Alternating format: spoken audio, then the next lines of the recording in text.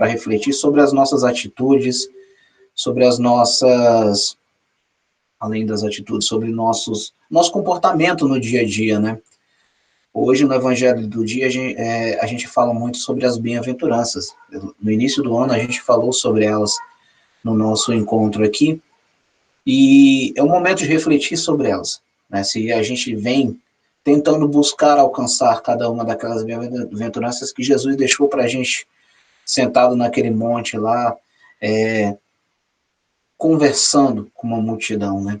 Para mim, ele deixou muito claro esses mandamentos, o que a gente precisa seguir.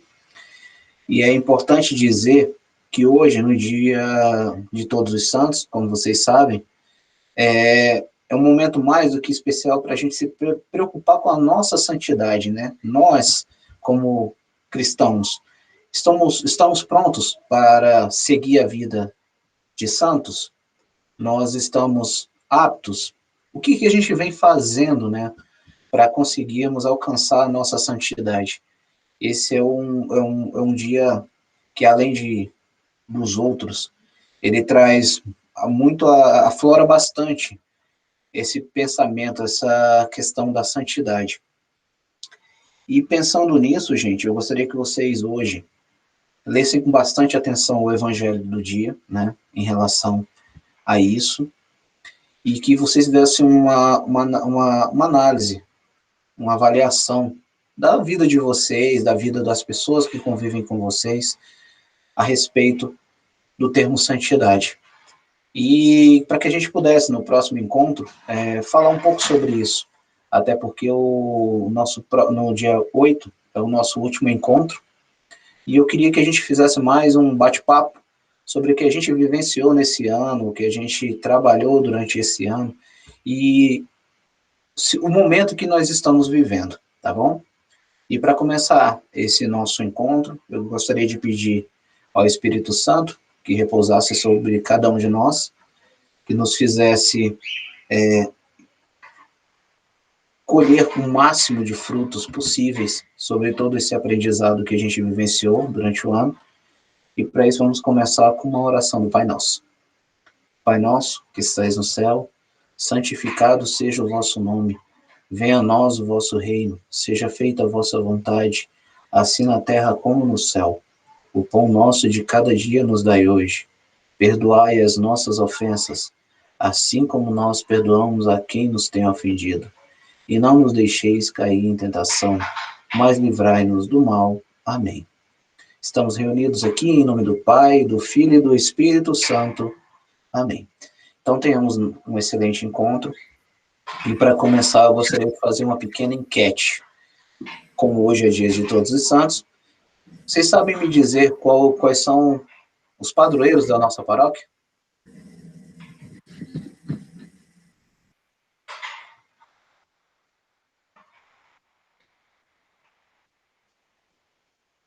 Santa Clara e São Francisco, isso mesmo. Então eu estou mandando aí uma enquete para vocês, gente. Eu gostaria que vocês respondessem para mim. Deve aparecer no chat aí. Ó, próximo ao chat. A enquete apareceu para você, Lu? Tá com o mudo ativo, Lu. Não, só apareceu o João Guilherme até a resposta dele. E São Francisco. Não apareceu, não? Para mim, não. No menu lateral aí tem uma opçãozinha enquetes, correto? Onde, menu lateral? Tem uns triângulozinho, um triângulo, um quadrado e uma bolinha. Aí, enquetes tem. Clica nele, por favor, em Só os enquetes. padroeiros, votar. São os dois. Então, qual dos padroeiros da nossa paróquia você Na mais... hora que a gente vota, não deixa ficar, só dá um. Não, exatamente. É uma pergunta, qual dos padroeiros da nossa paróquia você mais se identifica com a história? Entendi. Eu gostaria que vocês votassem para mim aí, para a gente ver. Só um? É só uma pergunta? É só uma perguntinha, simples e fácil.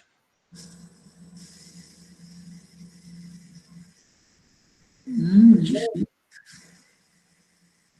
Ninguém votou até agora? Não sei. Ó, só tivemos um voto até agora. Quem mais, gente?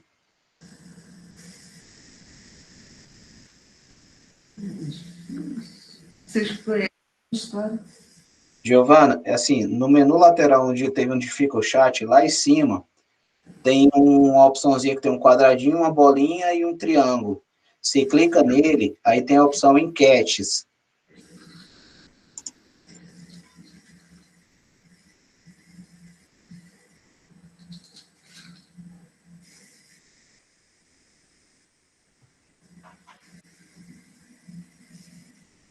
Também não achou? Caramba, deixa eu ver aqui. É um triângulozinho, um quadradinho, uma bolinha. Não viram, não? Tá bem? Tem, ó, o número de participantes, um quadradinho com a bolinha que é o Pra chat. mim também não apareceu, não. Tô no celular, não apareceu, não. Talvez seja por conta do celular. Uhum. A Giovana falou que é. Não, beleza. Então, o pessoal deve estar no celular, não deve estar conseguindo.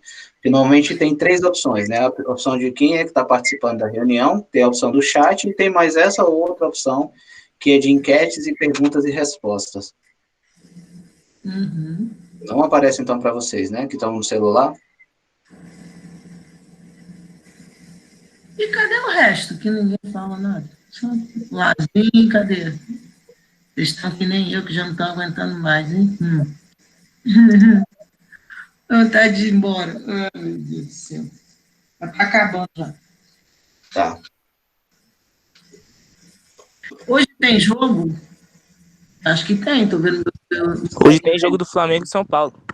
Ah, meu Deus do céu. Então não vai ser jogo, não, né? Pois Só o é. Flamengo, na verdade, só o Flamengo vai jogar, não, porque São Eu Paulo. vejo o meu vizinho gritar e eu já sei que tem jogo. Eu não sei qual é, porque ele grita em todos, né? O Flamengo tá perdendo? Ih, Vixe, Maria. Ó, só pra eu calar minha boca, tá vendo? ai, ai. 3-1. E vocês acompanham tudo, né? Então vamos lá, gente. Já que ninguém consegue responder a pergunta, vamos seguir o nosso encontro. Mas o Flamengo ganhando, perdendo, eu não sei responder. Vamos lá. Tá, não, antes de mais nada,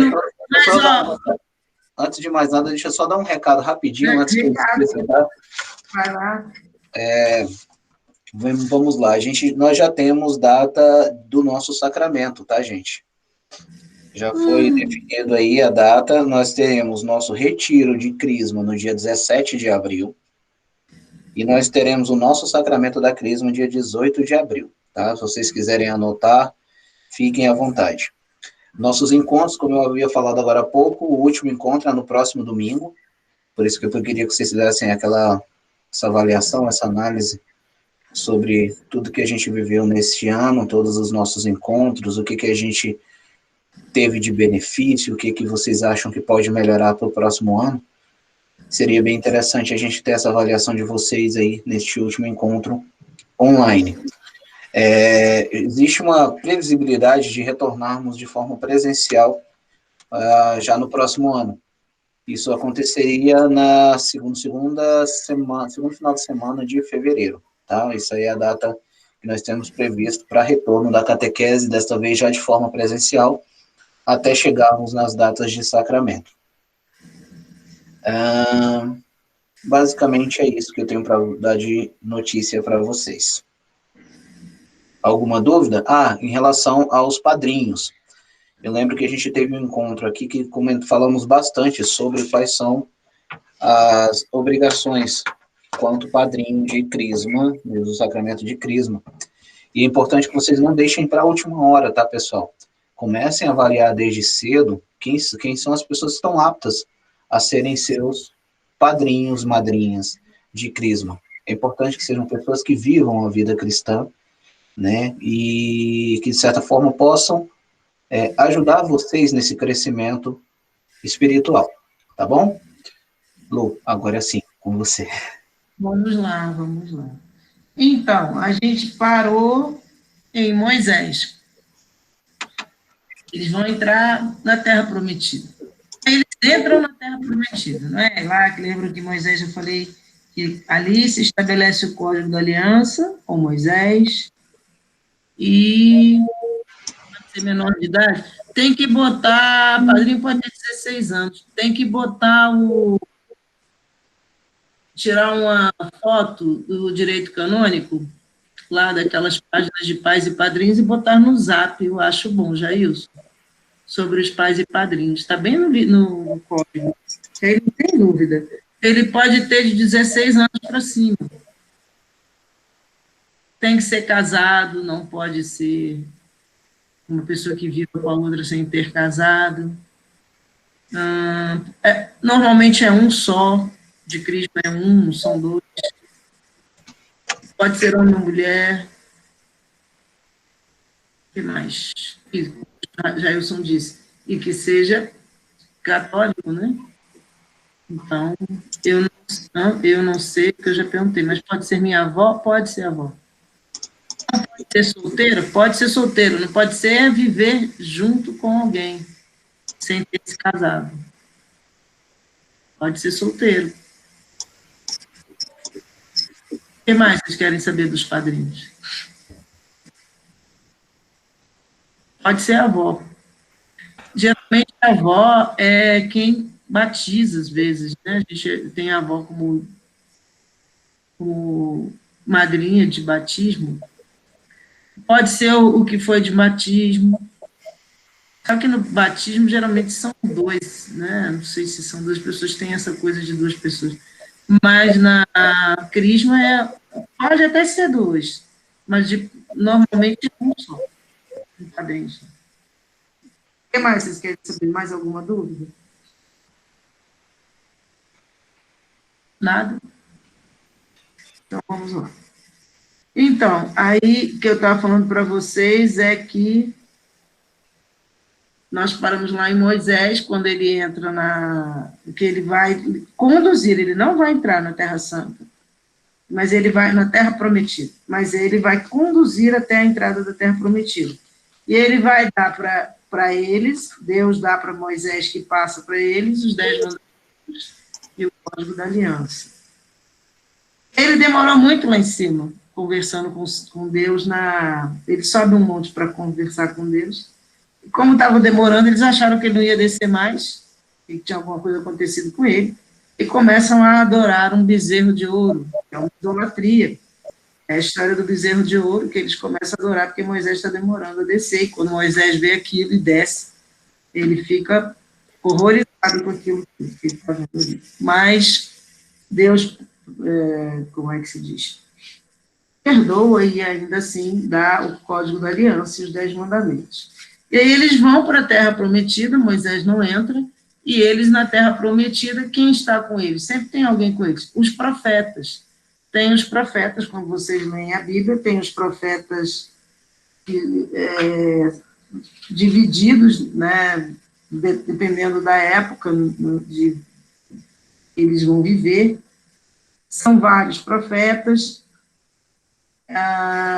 tem uns que sobressaem mais do que os outros. Por exemplo, Isaías é um que sobressai muito. Por quê? Porque ele fala da vinda do Senhor, da vinda do Messias, eles não chamam de Senhor especificamente, chamam de Messias. E ele fala do Messias exatamente como Jesus é. Ele fala muito antes de Jesus nascer, é profético, então, por isso que é profético também. O profeta fala, o que o profeta faz? O profeta fala a verdade, e o profeta, às vezes, fala sobre o futuro, mas muitas das vezes ele está colocando uma verdade para você e você está ignorando, que era o que acontecia ali na Bíblia. É o que acontece, por exemplo, com muita gente hoje, quando a pessoa nega essa história dessa nova ordem mundial. Isso é uma coisa que tem gente que está falando há muito tempo, não é agora que se começou a falar nisso. Mas as pessoas tendem a negar, dizendo que é uma teoria da conspiração. E a coisa está chegando, uma nova ordem. E agora existe o nome, o novo normal. Esse nome, novo normal, muitas pessoas já falaram. O novo caos eu vi pela primeira vez. Mas novo normal, muita gente está falando. Então, se é novo normal, é uma nova ordem. O mundo tem um esquema. Se você vai mudar o esquema do mundo, é uma nova ordem. Então, uma nova ordem. E é mundial. É mundial por quê? Porque está pegando todo mundo, não é uma nova ordem em Brasília, não. Se for mesmo, isso que estão dizendo é uma nova ordem mundial, porque a Covid é mundial, ela não está sendo local. Então, isso é o profeta, é aquele que diz a verdade e que, na maioria das vezes, ninguém quer ouvir.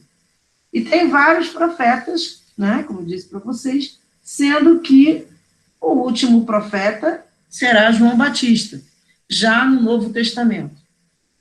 Então, quando eu digo para vocês que Jesus veio da tribo de Judá, a importância de entender essa introdução da Bíblia, de ter uma noção, é que quando você chega no Evangelho de São Mateus, ele vai falar da ascendência de Jesus, a genealogia. Eu vou falar só de 3, não vou ler a genealogia toda. Mas como que começou?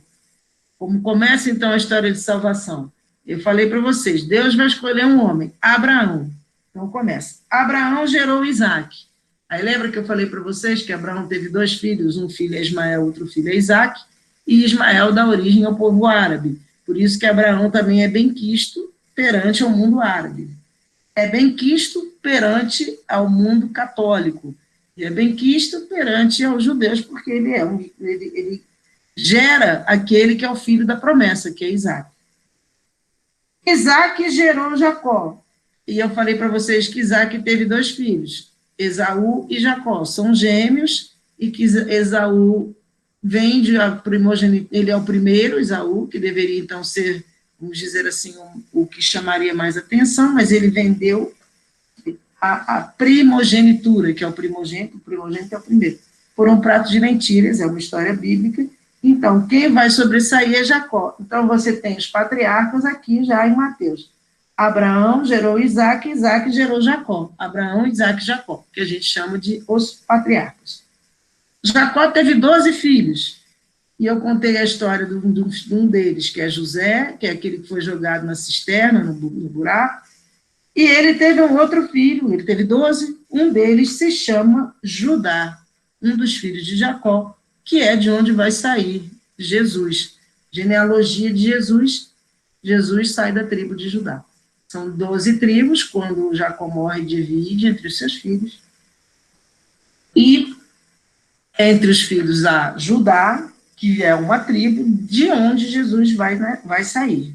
Maria era da tribo de Judá, a mãe de Jesus, e José é da tribo de Judá, apesar de José ser o pai legal, o pai adotivo, o pai que Deus determinou que fosse o pai de Jesus na terra, porque Jesus nasce pela força do Espírito Santo, e vocês já sabem que entre os 4 dogmas marianos, um é a virgindade de Maria antes, durante e depois do parto, e para sempre. Então, uma das imagens dessa virgindade, como é que pode isso? É quando o sol entra por uma janela, que a gente ouviu também essa imagem, para a gente ter uma ideia, sem partir o vidro. Então, entra um outro elemento, que é o sol, faz aqueles raios no chão e não parte o vidro. Então, a gente tem dentro do mundo natural uma coisa fora do comum, se a gente pensar bem, porque tudo que a gente bate no vidro quebra o vidro. E não acontece isso com a luz solar, com os raios do sol. Então, voltando aqui, Mateus vai dizer, Abraão gerou Isaac, Isaac gerou Jacó, Jacó gerou Judá e seus irmãos. Pronto. Aí ele vai dizer, Judá, ele não vai falar de todos os irmãos, só de Judá, porque só a Judá interessa para a vida de Jesus. Judá gerou Faretes, Isara e Tamar, e aí vem toda a genealogia de Jesus, vai passar pelo rei Davi, que também é da tribo de Judá, porque depois que eles entram na terra prometida, as terras em volta têm já reis e uma administração diferente, eles são tribais, são clãs, e eles começam a querer também ficar igual e vão pedir reis. Então, os 3 reis principais que nós conhecemos na Bíblia é o rei Saul, o rei Davi e o rei Salomão. São os 3 principais. E Jesus sai da casa de Davi. A casa de Davi é dessa mesma linha, de Judá. Davi é da tribo de Judá, e isso vocês podem ver em São Mateus 1, que ele vai falar da ascendência de Jesus. Então, depois de Judá vem tudo que vem depois de Judá, né, na genealogia. Davi vem, e aí vem o Salomão, lógico que é filho de Davi, né, que são os reis. E aí, depois desses reinados, o que acontece? Eles acabam indo lá para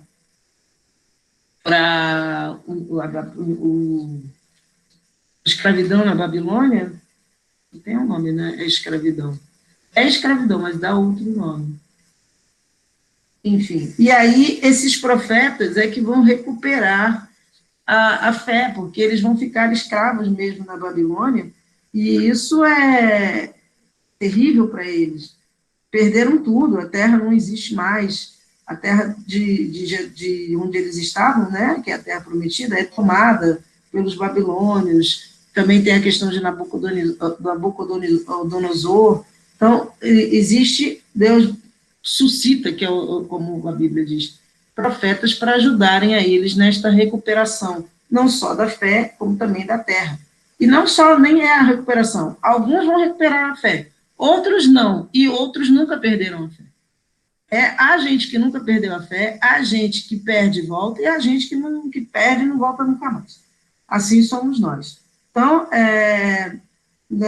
esses profetas todos que eu já falei para vocês, são esses que vão estar junto com eles nessas épocas todas. E o último que eu falo para vocês é João Batista. Então, no final da ascendência de Jesus, ele nasce, Jacó gera, então, Judá, então, Maria e José, ambos da tribo de Judá. E nasceu Jesus desta tribo de Judá. E José vai assumir a paternidade legal de Jesus, como a gente já viu, com as dúvidas que ele tinha, né, porque ele vê Maria grávida e não entende aquilo de pronto, mas ele tem os anjos, o anjo do Senhor, ele em sonho sonha, e o anjo diz para ele, receba o menino nasceu pela força do Espírito Santo. E aí ele diz, o anjo, ela dará à luz um filho, e tu o chamarás, ele vai botar o nome, com o nome de Jesus, pois ele salvará o seu povo dos seus pecados. Então, olha esta frase, Jesus salvará o seu povo dos seus pecados. Quem salva o povo dos pecados torna o povo santo. Hoje, sendo o dia de todos os santos, nós temos a quem recorrer quando a gente não consegue uma santidade, coisa que é muito difícil, é recorrer a Jesus. Quando nós estamos lá na hora da comunhão, o padre diz, eis aqui Jesus, aquele que tira os pecados do mundo. Cordeiro de Deus, né? Eis o Cordeiro de Deus, aquele que tira os pecados do mundo. Então, é Jesus que tira os pecados, é Jesus que nos torna santos. Sem a força de Deus, sem o auxílio do Senhor, ninguém vai se tornar santo. E a Virgem, então, conceberá e dará a um filho, diz o anjo para ele, e o anjo diz, ele chamará, pois ele salvará o povo de seus pecados. Tudo isso aconteceu para se cumprisse o que o Senhor havia dito ao profeta. Eis que a Virgem, que profeta é esse? Viu? Olha, vem os profetas. O profeta a que ele está se referindo vamos ver aqui, solução, essa fórmula, não, ele não vai falar de qual é o profeta, ele está dizendo da fórmula, como é que é dito. Mas quem diz isso é o profeta Isaías. Eu pensei que ele ia falar do profeta, não, ele falou de outra coisa. Muito bem. Eis que a Virgem conceberá e dará à luz um filho, e o nome dele é Emanuel, o que significa Deus está conosco. Então, José vai receber o menino nasce, os magos vão visitar o menino, 3 magos, naquela época eles tinham os magos, lembra dos magos do faraó, que faziam os mesmos milagres que Moisés, até um certo ponto, ia, mas depois não conseguiram mais, e disseram para Moisés, deixa esse povo embora, porque o Deus deles é mais forte do que nós. E aí vem as pragas, que cada praga dessas, Moisés vai lá falar para o faraó, deixa a gente sair, porque senão vai acontecer isso. E o faraó não deixava. até que lembram vocês que a última praga é a praga dos filhos, de todos os primeiros filhos de tudo que existe, iria morrer, inclusive dos animais, e só não morreram os dos judeus, porque eles marcaram a casa com sangue, com o sangue do cordeiro, porque sangue é vida para o povo de Israel. Então, eles marcam a casa e o anjo exterminador, vamos dizer assim. Então, tudo bem, Giovana. Passa e os judeus não morrem. E ali, naquele momento, é a Páscoa deles, que é a fuga para a terra prometida, né? É a Páscoa deles. Então, esses magos, esses aqui vão visitar, são outros, evidentemente, né? Vão visitar Jesus, porque eles seguem uma estrela que diz que vai nascer um menino, o rei dos judeus. E eles vão bater lá na casa de Herodes, porque eles achavam que um rei deveria nascer numa casa real, né? Todo mundo pensa nisso. Mas não era ali. E Herodes, com medo de perder o reino, porque não sabia exatamente como é que ia ser isso, que história era aquela, que ele não estava sabendo, ele diz para os magos voltarem para ele depois, para dizerem onde estava esse menino, que ele também queria parabenizar o menino, mas era mentira. Os magos, então, vão oferecer para Jesus ouro, incenso e mirra, eles vão reconhecê-lo como Salvador e vão embora para o outro lado, porque os anjos já avisam a eles, olha, Herodes quer matar o menino, então eles não voltam coisa nenhuma, vão pelo outro lado, e como Herodes fica sem saber, afinal que menino é esse, e com medo de perder o reinado, ele manda matar as crianças abaixo de 2 anos. É o que se chama o massacre dos inocentes. Ele vai mandar matar as meninas abaixo de 2 anos. E aí, o que acontece? Enquanto isso, José, que também o anjo conversa com ele, né? O anjo sempre em sonho conversa com José, o anjo diz para ele fugir. Então, José vai para o Egito com Nossa Senhora e com Jesus. E aí, Jesus também, ele como judeu, ele é um judeu. Lembram-se da aliança que Deus fez com os judeus, que é a primeira aliança primeira com Noé, quando ele visse o arco-íris, quando a gente vira o arco-íris, lembramos que Deus está lembrando de tudo que ele fez, e de toda a terra, e de tudo o que existe na terra, de nós e de tudo mais. Mas ele depois faz uma aliança com Abraão, que é a aliança em que ele fala da circuncisão dos meninos, que é cortar a pelinha do pênis. Jesus vai fazer isso porque ele é um judeu, então ele vai ser circuncidado. Ele vai ser circuncidado,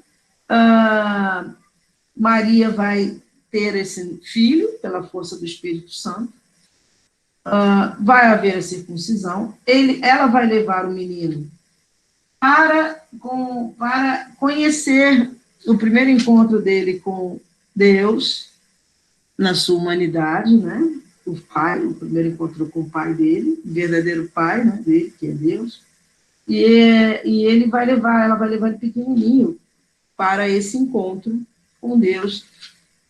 E aí, a gente tem poucos informes sobre a vida de Jesus, mas sabe-se também que quando ele tinha, acho que 12 anos, eles vão fazer a Páscoa, e ele, nesse tempo, fica na sinagoga, conversando com os mestres da lei, e tem caravanas, eles andam em caravanas femininas, caravanas masculinas. Quando chegam em casa, o menino não está lá, e eles pensam que, porque eles tinham achado que o menino tinha ido nas caravanas com o pai ou com a mãe, cada um pensou que a menina estava com cada um, José pensava que estava com Maria, Maria pensava que estava com José. Quando chega, não estão. Então, voltam e encontram o menino com os mestres da lei, conversando, com 12 anos, com aquela sabedoria absurda de uma criança que não podia estar com aquela sabedoria toda. E a Bíblia diz que ele crescia em graça e em sabedoria, né? E ele volta para casa, mas ele responde, mas por que vocês estavam preocupados? Vocês não sabiam que eu deveria estar na casa do meu pai? Então, ali, ele já mostra que ele reconhece que é filho de Deus, apesar de ter 12 anos. já é a casa do meu pai, é onde ele está. Muito bem, João Batista, então, é o primeiro e o último, é o primeiro do Antigo Testamento, do Novo Testamento, primeiro profeta e o último profeta. Jesus é um profeta. O último profeta comum, assim, que não Jesus, é João Batista. E João Batista, ele tem um batismo de arrependimento. E esse batismo, então, eu creio que todos vocês já são batizados, né? Que para se crismar tem que ser batizado. O batismo hoje, que é o batismo que Jesus, então, vai proclamar, é o batismo com o Espírito Santo. E é tão importante esse batismo que quando ele ressuscita, volta, ele diz, ide, é um mandamento, e batizai a todas as criaturas, em nome do Pai, do Filho e do Espírito Santo. Por quê? Porque no batismo nós recebemos as virtudes teologais e nos tornamos filhos adotivos de Deus. A pessoa que não é batizada, ela não tem a filiação adotiva. E não quer dizer que ela não seja salva, não é isso que eu estou dizendo, mas o que eu estou dizendo é que a filiação adotiva e a graça divina que é colocada em nós no batismo e na nossa alma, elas nos ajudam muito durante a nossa vida. As outras pessoas terão certamente mais dificuldades. Mas a salvação é uma coisa que é desejo de Deus para todos. Então, todos aqueles que conseguirem cumprir as bem-aventuranças, veja bem, serão salvos. Mas para cumprir essas bem-aventuranças, nós temos que ter um coração, buscar um coração puro, buscar uma fuga desse mundo tão perverso que a gente vive, dentro do nosso próprio coração. Então, uma das maneiras que a gente percebe que, quer dizer, que nos ajuda a ter o coração puro, é quando a gente faz alguma coisa e aquele negócio ali parece que está errado. Às vezes a gente não tem noção do erro, mas a gente sente. Nem sempre a gente tem noção perfeita de que está errado alguma coisa. Não conhece, não sabe. Mas alguma coisa dentro da gente diz, não devia estar fazendo. Pronto, é bom obedecer.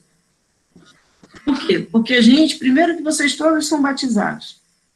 Segundo, que isso é o Espírito Santo falando na gente, não faça. Segundo, o Espírito Santo é muito mais do que a nossa mãe. A nossa mãe também diz para a gente, não faz. E quando a gente geralmente desobedece, dá tudo errado. Pelo menos sempre foi assim comigo. Todas as vezes que eu desobedeci, o treco não funcionou direito. Então, o Espírito Santo é muito mais do que a nossa mãe, que é Deus. E ele diz, em determinados momentos, não faça isso. Às vezes nem é erro, às vezes é uma coisa onde você quer ir, e alguma coisa diz assim, melhor você não ir, pronto, não vai. É uma coisa que diz, que te ajuda, né? Então, não brigue com isso que diz para você não fazer quando a coisa está errada, e às vezes a gente sabe que está errado e está fazendo errado. Aí a gente brigou geral com a gente mesmo, né? Quando a gente faz isso. Porque a gente sabe que está errado e está fazendo um negócio errado. Fazer coisa escondida, fazer coisa mentirosa, coisa falsa, enganar os outros, se fingir de uma coisa sendo outra, tudo isso é coisa errada. Tudo isso vai dar nos burros nada, como a gente fala. Então, essa é uma lei interna que nós temos dentro da gente. Não desobedeçam a lei interna. Muito bem. Depois de ser batizado, Jesus é tentado no deserto, tem um encontro com Satanás. E aí, ali, Satanás perde, como sempre, vai perder sempre. Embora tenha muitas vezes que parece que está ganhando, como, por exemplo, agora, o mundo é muito revirado, parece que ele está dominando. Aliás, tem um funk, um negócio desse, está tudo dominado, mas não é bem assim que a banda toca. E, na verdade, para falar a verdade, ainda que tivesse tudo dominado, Jesus tinha só 12 apóstolos. E para falar a verdade mais verdadeira ainda, ele não precisa de nada, porque ele é Deus. Nós é que precisamos de Deus. Mas se com 12 apóstolos nós falamos dele hoje, ele não precisa de muita gente. E existe um evangelho que ele diz assim, se vocês não falarem, as pedras falarão. A gente nunca pode esquecer disso. Jesus é Deus. Então, quando a gente se põe num lado oposto a Deus, nós vamos perder feio. Por isso, porque ele não precisa de nada. E nós é que precisamos. Então, aqui na tentação do deserto, o diabo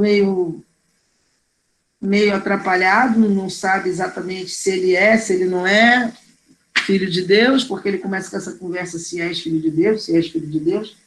Então, quando a gente começa assim, será que você é, será que você não é? Porque você está em dúvida. Então, ele tinha dúvida quanto a isso, e de fato ele tinha, sabe? Ele não sabia exatamente o que era, ele sabia que era um homem de Deus, mas não sabia se era o filho. E muito menos sabia da ressurreição, porque da ressurreição ninguém sabia. Aquilo foi uma coisa que aconteceu absolutamente fora do todo comum, de todo padrão, e assim é até hoje, mesmo para quem acredita na reencarnação, que é aquela pessoa que acredita que Deus, que a pessoa morre e retorna, e que a alma fica retornando. As pessoas acreditam nisso. Uma diferença entre reencarnação e ressurreição. A ressurreição é uma pessoa, só aquela pessoa tem a alma dela, ela é única, não é outra pessoa, e a alma dela vai se encontrar, aliás, melhor dizendo, a carne vai se encontrar com a alma no último dia. Por isso que o credo diz que eu creio na ressurreição da carne, porque ela vai se encontrar com a alma. A pessoa só tem aquele corpo e aquela alma. Já na reencarnação, não. A alma da pessoa vai se passando de um corpo para o outro. Mas ainda assim, ainda com essas passagens de um corpo para o outro, ninguém nunca viu. A pessoa morre, e aí ela, de repente, vai lá no centro espírita e conversa, ela está muito bem, não sei o quê, aquela coisa que eles dizem, eu estou bem, eu estou isso, estou aquilo, fiquei mais tranquilo, tá, mas ver, não ver nunca mais. Então, é um mistério. Depois da morte, tudo é um mistério. E aí, a ressurreição de Jesus, ela é a coisa que nos vale, porque então nós podemos agora afirmar, é o único que ressuscitou, que se soube disso, que se viu. Então, a gente pode afirmar que a ressurreição existe com base naquilo que os apóstolos nos disseram. Até porque eles morreram de medo, fugiram, o único que ficou lá foi João. Na cruz, ao pé da cruz, estava Maria, mãe, Madalena e João. Dos apóstolos, só João. Os outros fugiram, apavorados, um negou, que nem o Pedro, outro entregou, que nem Judas, enfim. E ninguém estava ali naquela hora. E o que acontece com esses homens que depois vão dar a vida por Jesus? Como é que você sai do medo total por um negócio desse de não ter mais medo de morrer? É porque eles viram. Eles sabem que não vão morrer. A gente vê na Eucaristia, mas eles viram ao vivo e a cores a ressurreição. É diferente da gente. A gente tem a Eucaristia todo dia e é uma graça que eles não tiveram. Mas, em compensação, eles viram a ressurreição, os olhinhos deles mesmos. Então, eles tiveram a força de lutar porque eles sabiam que não iam morrer. E sabiam que o único que pode fazer isso é Deus, ninguém mais pode ressuscitar. Ou Deus nos ressuscita ou a gente não ressuscita. Então, se ele disse que nós vamos ressuscitar, se o próprio Jesus disse, que nós vamos ressuscitar. E aí os discípulos acreditaram naquilo. E hoje nós temos a igreja por causa deles, porque eles passaram para frente a doutrina toda, principalmente depois de Pentecostes, quando eles recebem o Espírito Santo. Então, de quem é a igreja? Quem formou a igreja? Jesus. A igreja de Jesus.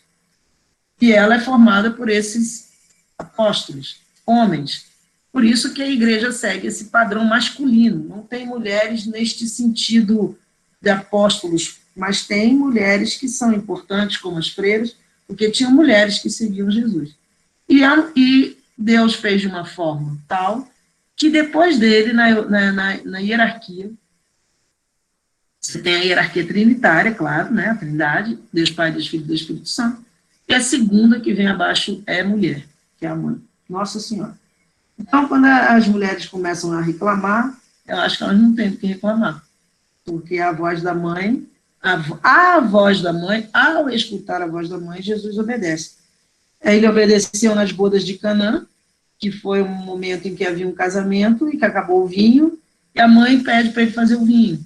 E ele diz, ainda não chegou a minha hora, quer dizer, ainda não estava na hora de começar aquilo que seriam os milagres, todo o trajeto que ele vai fazer até a morte de cruz e ressurreição. Mas ele obedeceu a ela e transformou a água em vinho. Então, ela é... Abaixo dela estão os anjos, primeiro a Trindade, depois Nossa Senhora, depois é que vem os anjos. Os bons, evidentemente, né? É assim.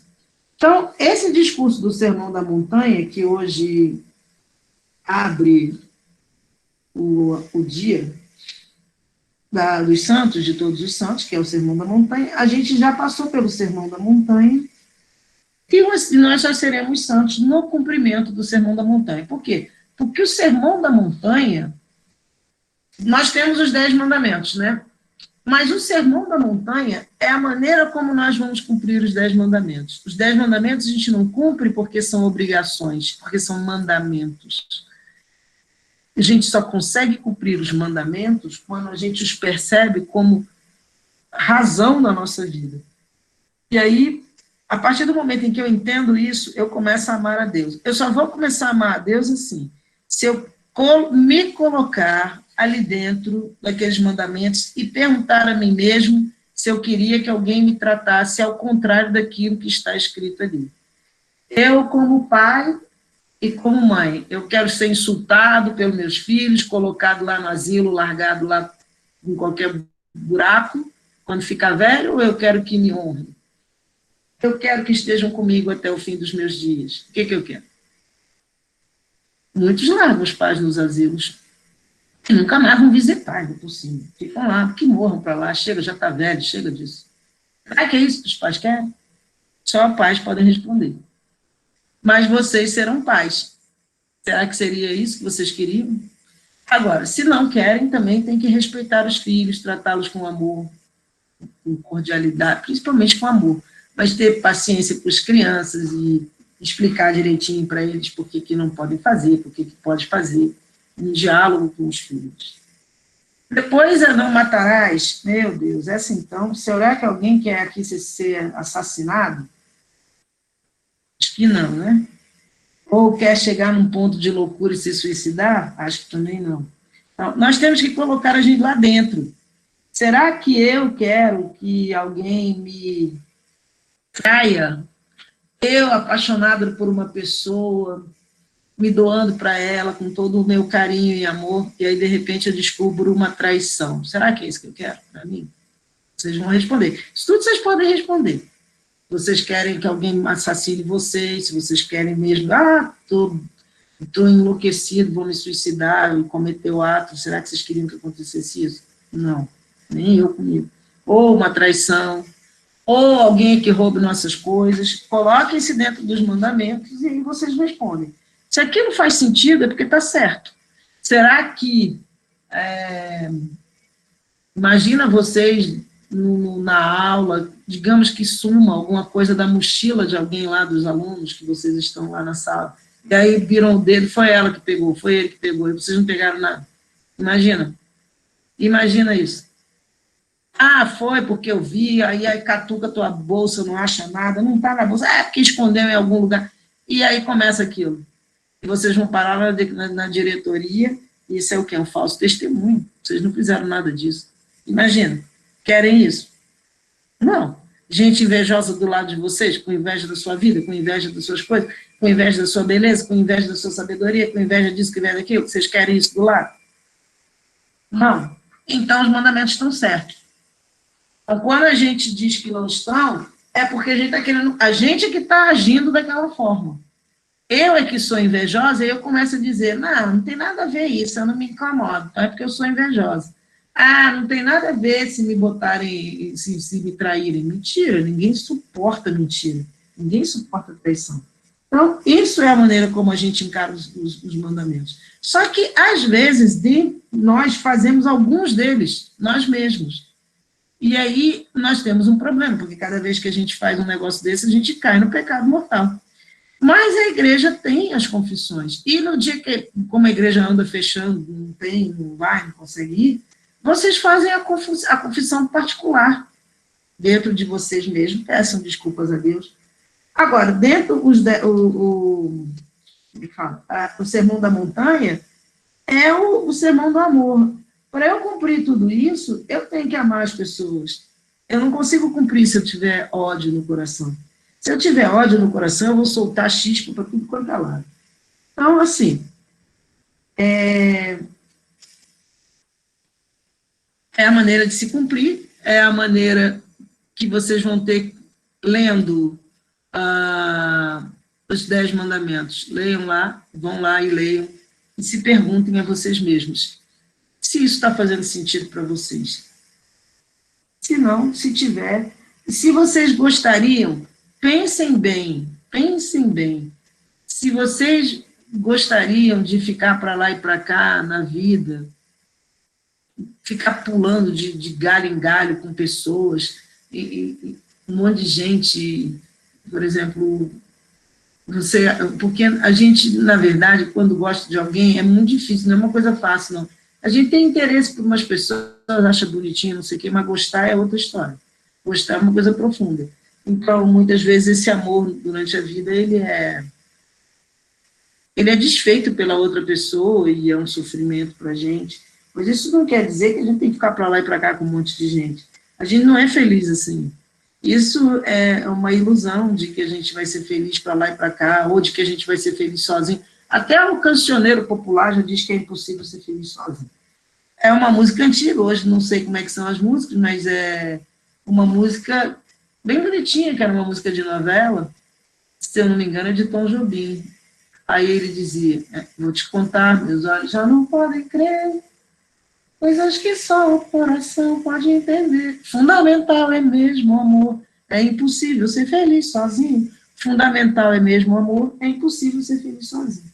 Então, é isso, é impossível mesmo ser feliz sozinho, eu também acho. Mas a nossa solidão, é impossível ser feliz sozinho, assim, quando você não tem dentro do seu coração essa pessoa divina que é Jesus Cristo. Quando você tem, a solidão não existe a solidão. Você está acompanhado. Ele é o único em quem, de fato, a gente pode ancorar, quer dizer, a gente pode se relaxar ali na pessoa dele. Porque as pessoas não cobrem nossos sentimentos.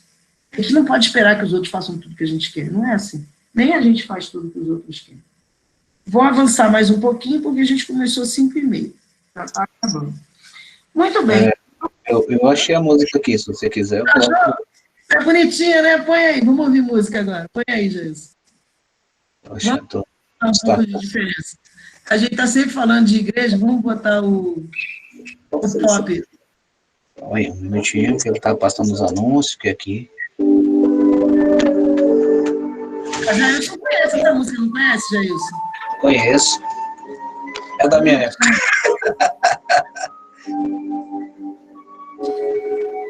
A musiquinha.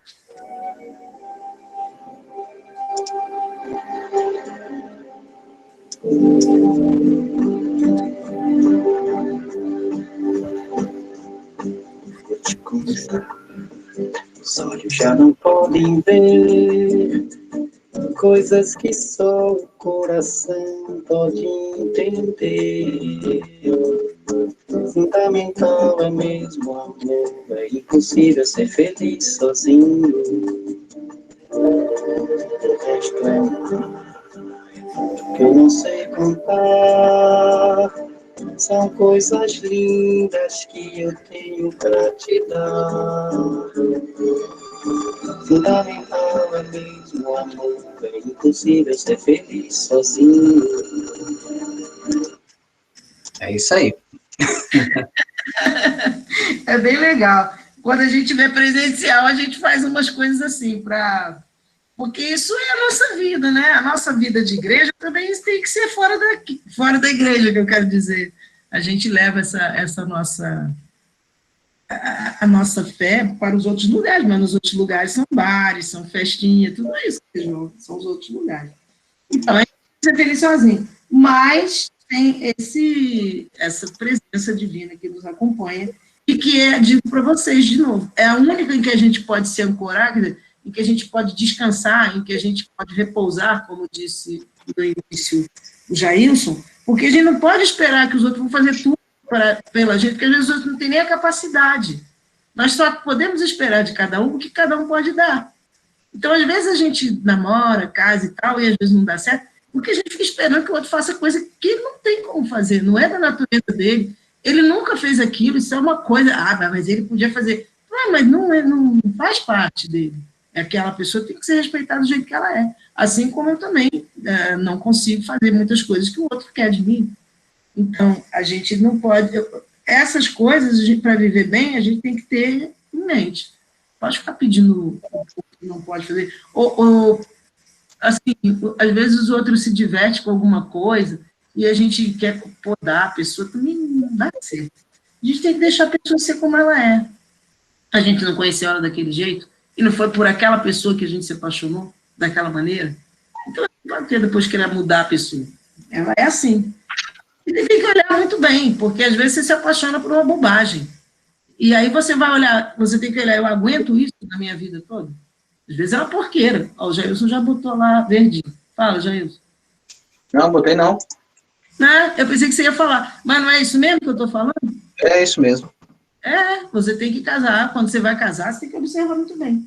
Ver se aquilo que ele faz ou ela faz, não, mas ela vai mudar. Não vai mudar nada. Você tem que ver se você vai aguentar aquilo pro resto da vida. Você não pode querer ficar mudando a pessoa. Enfim, então vamos continuar para acabar aqui. Mais uns 10 minutos. Então, Jesus é que nos dá a oração do Pai Nosso, essa oração que a gente sempre faz, reza, é a oração que o Senhor nos ensinou. O padre também diz isso na missa, vamos rezar a oração que o Senhor nos ensinou. Aqui, a frase, por incrível que pareça, abandonar-se à providência, é isso. Você é o único ser que você pode realmente esperar que ele te devolva, porque ele mesmo é o amor. Então, ele pode preencher o que nós, pessoas, não podemos. Nós temos amor, mas não somos o amor. É uma coisa diferente. Eu tenho o amor, então eu tenho X amor para te dar, mas eu não sou o amor. Então, não posso te preencher completamente. Só aquele que é o amor é que te preenche completamente. E a palavra é essa: abandonar-se à providência. Então, ele dá, além das bem-aventuranças, outras regras para a gente viver, não julgar, para não ser julgado, não profanar as coisas santas. Fala da eficácia da oração, importantíssima, sem oração acabou, todos rezando o terço, pelo menos, e da regra de ouro. A regra de ouro não precisa nem ser de igreja. O que é a regra de ouro? Eu não faço para você aquilo que eu não quero que você faça para mim. Então, eu não faço maldade para você porque eu não quero que você venha com as suas maldades para cima de mim. Essa é a regra de ouro. Então, toda vez que eu vou fazer alguma coisa para alguém, eu tenho que perguntar para mim mesmo: mas se fizessem comigo, eu ia gostar? É a mesma regra que você tem que usar para os 10 mandamentos. Você acha que se encaixa naquilo, troca a pessoa, bota você lá no meio. Pronto. Aí você chega à conclusão. E aí, então, vem a pregação de Jesus, os milagres, as curas, os exorcismos. Essa é Jesus. Estou falando agora da pessoa de Jesus um pouco mais. Os discursos que ele faz para os próprios discípulos que os acompanham, que o acompanham, melhor dizendo, em português correto. Então, ele vai explicar o que é o reino dos céus. Vocês já devem ter visto como uma semente de mostarda. E ele vai falando um monte de coisa sobre esse reino, que a gente, depois que tem o reino, não quer abandonar o reino. Ele fala em parábolas. O que são as parábolas? É um discurso que ele tem, que ele usa muitas coisas dali do dia a dia, coisas que para a gente entender melhor o que ele está querendo dizer, e que tem uma mensagem por trás daquilo, mas que muita gente não entende a mensagem, porque é um discurso em que ele está falando de uma maneira não muito clara, até porque, como é uma coisa sobrenatural, a gente não consegue também, não tem como a gente acessar. Por exemplo, a gente fala do pós-morte, mas não tem como acessar esse pós-morte. A gente fala de Deus, Trindade, Pai, Filho, Espírito Santo. Nossa razão não acessa essas coisas. Então, ele fala em parábolas para eles, e depois ele explica para os seus discípulos. Mas tem umas que a gente entende, mas a maioria fica muito estranho. Então, ele diz assim, depois que faz os milagres de multiplicação dos pães, etc., fala muitas coisas, né?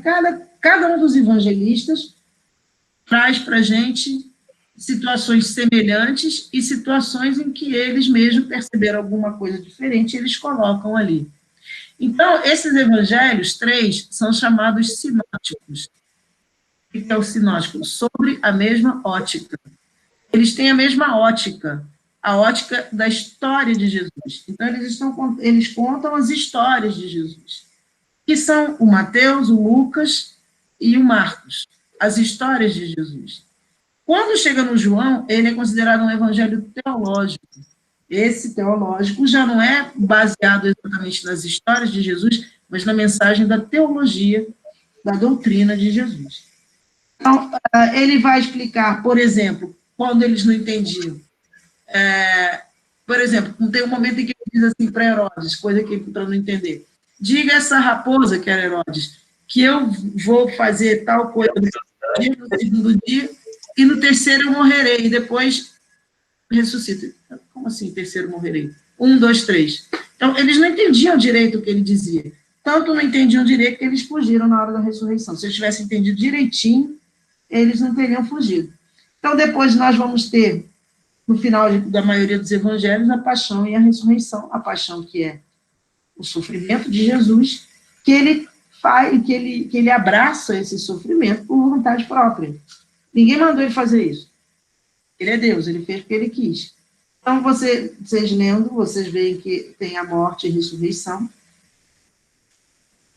Ele sai do túmulo e ninguém vê, a ressurreição ninguém viu. Ninguém viu a ressurreição. E quando nós estamos na missa, prestem atenção o que o padre diz. Antes, quando ele vai levantar a hóstia, ele diz, estando na noite em que ia ser entregue, abraçou livremente a paixão. Ou seja, ele sofreu a paixão, sofreu a dor dessas violências físicas todas. Existe um sudário, o santo sudário.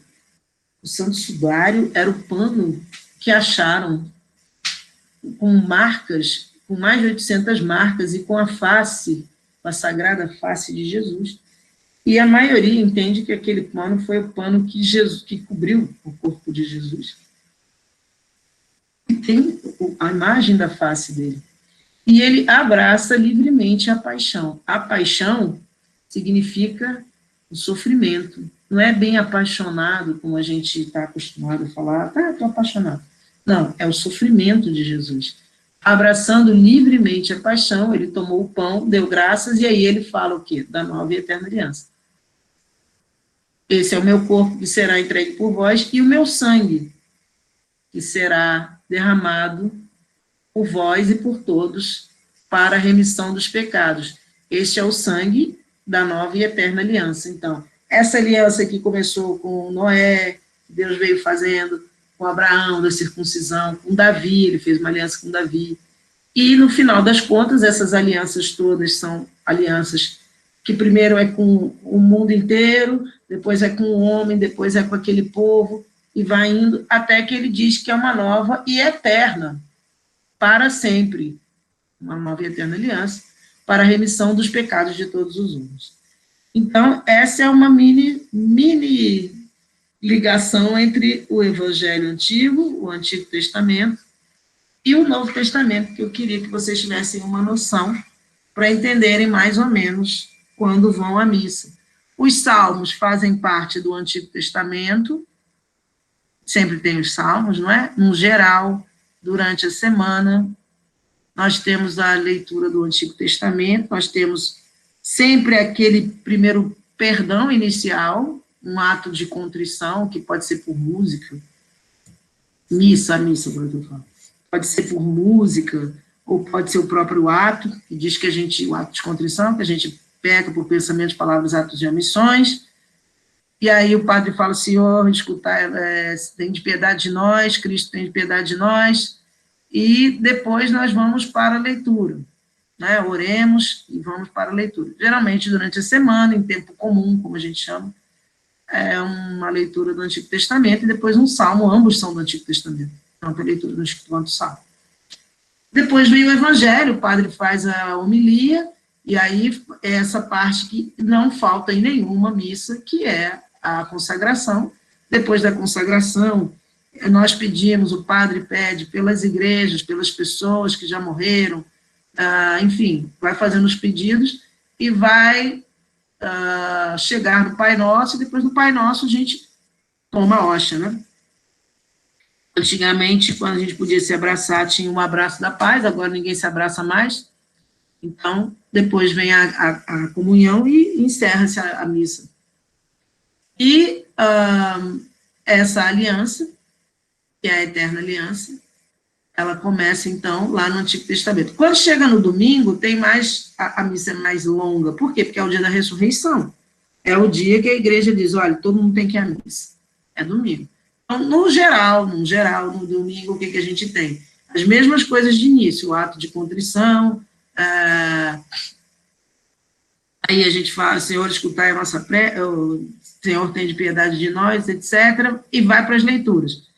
No geral, é uma leitura do Antigo Testamento, uma leitura do Antigo Testamento, um salmo, e uma leitura, geralmente, das cartas de Pedro, mas tem outras cartas que também podem ser lidas. Geralmente leitura da primeira epístola de São Paulo aos Coríntios, ao Efésios, a Tessalonicenses, enfim, geralmente é assim. Evangelho, e aí segue o mesmo trajeto das outras missas, né? A diferença é mais no início, que inclusive tem o Glória, que eu pulei o Glória. Tem o Glória lá no início também. É a diferença do domingo, que ele é mais extenso. Enfim, e esse ato de contrição que a gente faz no início da missa, sendo nossos pecados não graves, quer dizer, que se chamam os veniais, esse ato de contrição nos permite tomar a hóstia. Se eles forem mortais, não, você não pode tomar a hóstia, você tem que fazer confissão. E uma característica do pecado mortal é você saber que você está fazendo errado e querer fazer. Você tem consciência do erro. Essa é a característica que a gente tem que chamar atenção, porque, às vezes, a gente pode estar fazendo uma coisa que não sabe. E aí, nesse sentido, a gente não, é errado, mas a gente não sabe o que é. Por exemplo, quando alguém namora alguém que é casado, e a pessoa não sabe que a pessoa é casada. Então, ela está fazendo uma coisa errada? Tá, mas ela não sabe, então não tem o pecado. Mas não deixa de ser errado. Só não tem, porque ela não sabia. Agora, a partir do momento em que passa a saber, ela deve, obrigatoriamente, se não quiser entrar em pecado mortal, se afastar da pessoa, por mais que ela ame aquela pessoa, se a pessoa é casada. Agora, o outro que sabe está em pecado mortal desde sempre, porque sabia que era casado e não falou nada. Enfim, vamos ver se vocês preparam para falar na semana que vem, pelo menos, né? Tem alguma dúvida, vocês? Cadê? Ficou todo mundo mudo. Alô? Não, Lazinho, nenhuma, Marina.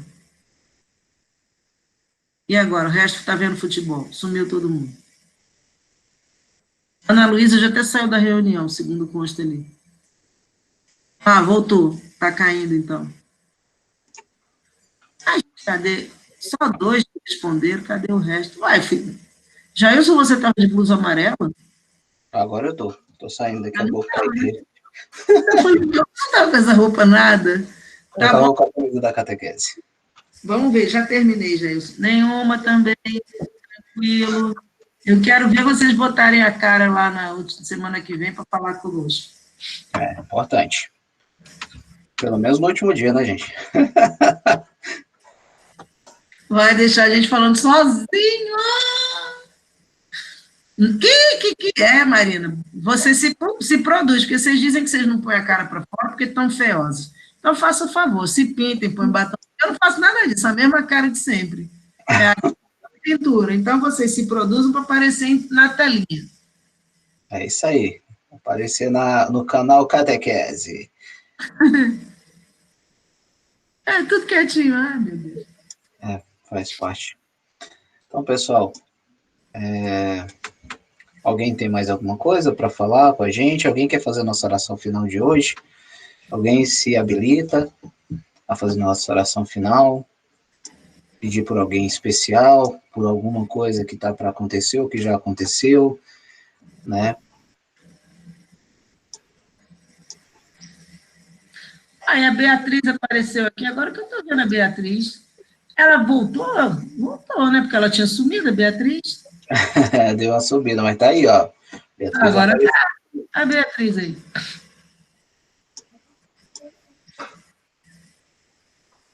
Pela melhora da minha bisavó. Amém, Lazinho.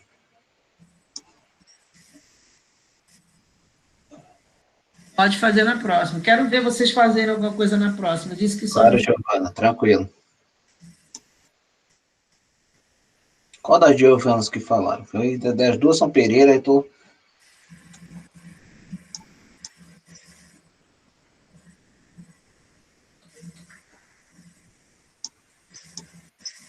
Como é que pode? Elas têm o mesmo nome, né? E o sobrenome também, né? Só o. Dois M's. Mas vem cá, vocês duas Giovanas, não tem KKK, pois é, mas não sei nem quem fez KKK.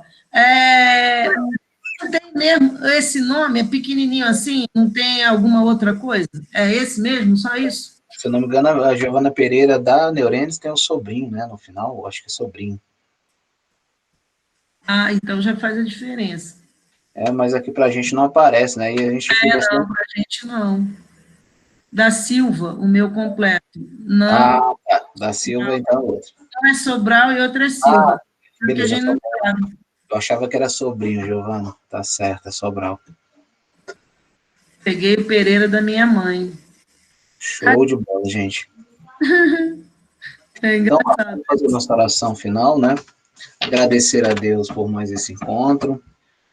Pedir pela a bisavó do Lazinho, para que ela se restabeleça o mais rápido possível. Pedir também para que esse final de ano traga um pouco mais de esperança para cada um de nós, para as nossas famílias, que 2021 seja um ano mais normal, vamos falar assim, e que a gente possa, no próximo ano, estar, de fato, como presente nos nossos encontros. Para quem não estava no início do encontro, eu falei aqui a respeito das datas dos sacramentos, né, de quando serão, qual vai ser o dia do nosso retiro, o dia do nosso sacramento. Falamos um pouco também a respeito dos padrinhos, para que vocês já comecem a se antecipar na escolha deles, de forma bem sensata. E vamos agradecer por mais esse dia de vida, né? E que essa semana que se aproxima seja abençoada para cada um de nós. E nós nos encontramos no próximo final de semana.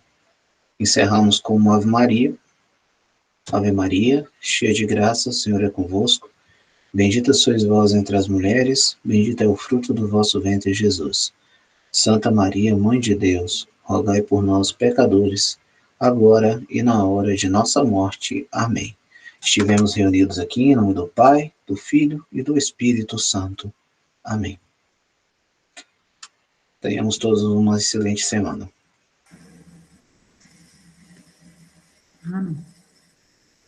Gabriela.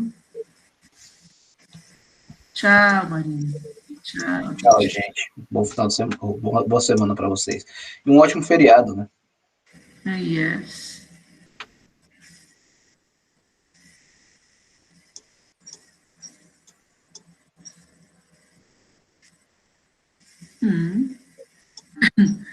Já tem também o dos adultos? Tem também. Vai ser na mesma data, tá? Mas eles continuam um pouco